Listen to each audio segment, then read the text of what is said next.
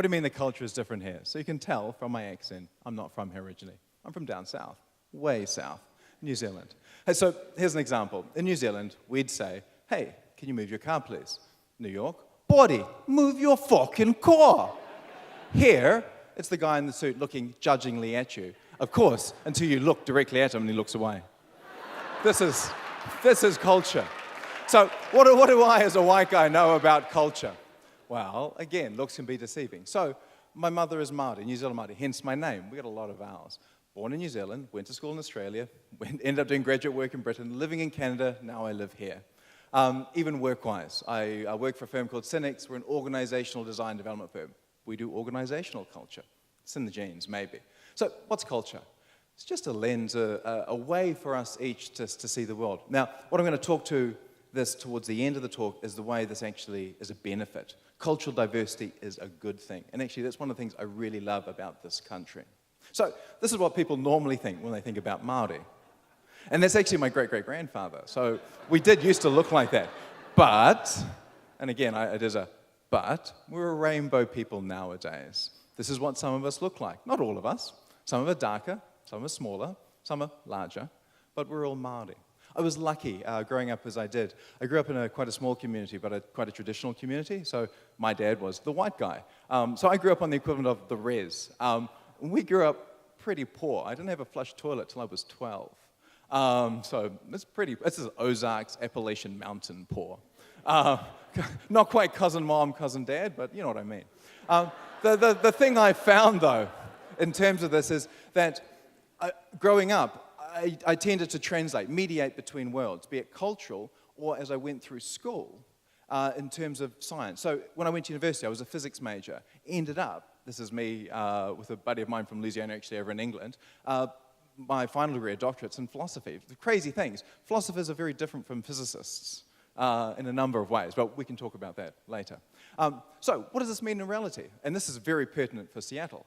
For Māori, yes is a very interesting word. There's yes, yes, yes, no, yes, maybe, yes, possibly, if you come back later, yes, I'm actually going to annoy you, but I'll say yes. Again, very Seattle. So what? Mixing food in here. This is disgusting. It is for Māori, it is for people here in the US as well. Why is it disgusting here?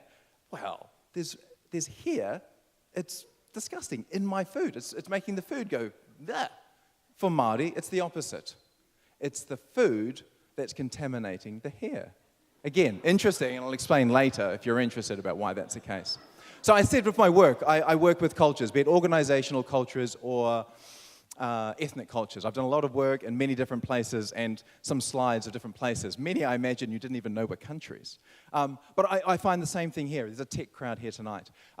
So, for example, a work thing for us might be a biotech firm. Just got FDA approval, $30 million sitting on the table, but they need to commercialize. They need to bring a sales team in. They bring in Biff. Biff's great. UC, San Diego, All-American, could have gone NFL, but, you know, the injury with the knee. He's just had a great meeting with the CSO, walks out, that's great, we agreed, we're going to kill. Well, yes, maybe, no. You agreed this, she agreed that, and really, she just wanted you out of the room because you're really loud. And again, computing culture, biotech culture, sales culture, all important. The difference is, how do we bring this all together to create a functioning whole? It's not that one is better or worse than the other. They're just different. And the real question is, how do we harness that? And I suppose that's a lot of what my personal life is, but also my professional life. And again, this is one of my favorite sayings. Before I came to the US, and now that I'm a new American, and you'll see the pic next, a quick thing, and this might go over my slides, but I think it's really interesting.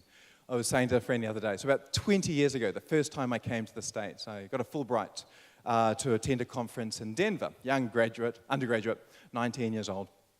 So I'm in Colorado. I was talking to the security guard, and then I said to her, as you do, "You're the first Negro I've ever met." She stared at me, and she said, "Son, you're not from round here, are you?"